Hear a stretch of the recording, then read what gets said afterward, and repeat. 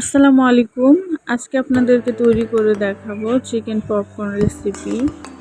ছোট বড় সবারই এটা খুবই পছন্দের। চলুন মূল উপকরণ।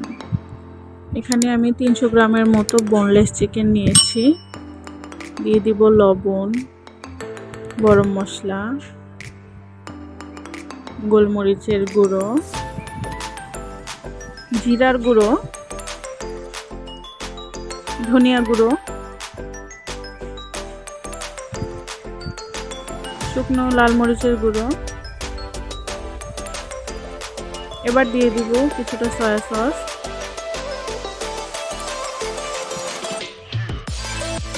ভালোভাবে সবগুলো উপকরণ একসাথে মিশিয়ে নিব। এবার দিয়ে দেবো আদা রসুন বাটা, লেবুর রস, আবার কিছুটা মিশিয়ে নিব। দিয়ে দিব অল্প কিছুটা ময়দা। মাংসের এক্সট্রা পানিটা ময়দাটা সোক করতে সাহায্য করবে। ম্যারিনেট করা হয়ে গেলে 30 মিনিটের জন্য রেস্টে রেখে দিব। এবার চিকেনগুলো কোট করার জন্য শুকনো উপকরণ নিয়ে নিব। প্রথমে দিয়ে দিব ময়দা, দিয়ে দিব কর্নফ্লাওয়ার, দিয়ে দিব গোলমরিচের গুঁড়ো, দিয়ে দিব শুকনো মরিচের গুঁড়ো। এবার সবগুলো উপকরণ ভালোভাবে মিশিয়ে নিব। এবার একটি বলে 3টি ডিম নিয়ে নিব। দিয়ে দিব কিছুটা লবণ, ভালোভাবে মিশিয়ে নেব।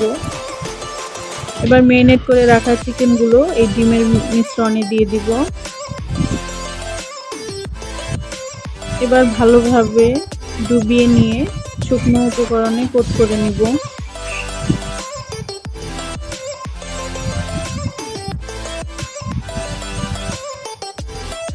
কড়াই গরম হয়ে গেলে দিয়ে দিব সয়াবিন তেল। তেলটা সামান্য গরম হয়ে গেলে দিয়ে দিব কোট করে রাখা চিকেনের পিস।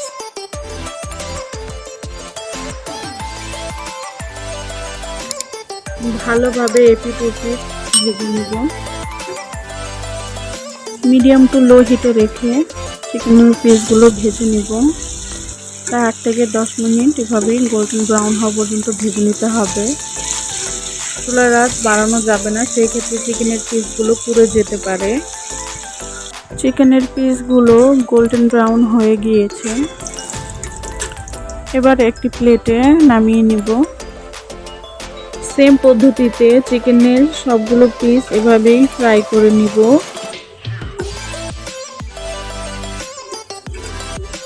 এভাবে বাড়িতে বানিয়ে দেখবেন, ছোট বড় সকলেই খুবই পছন্দ করবে। দেখতে যেমন লোভনীয়, খেতে খুবই দারুণ হয় এই চিকেন পপকর্নগুলো।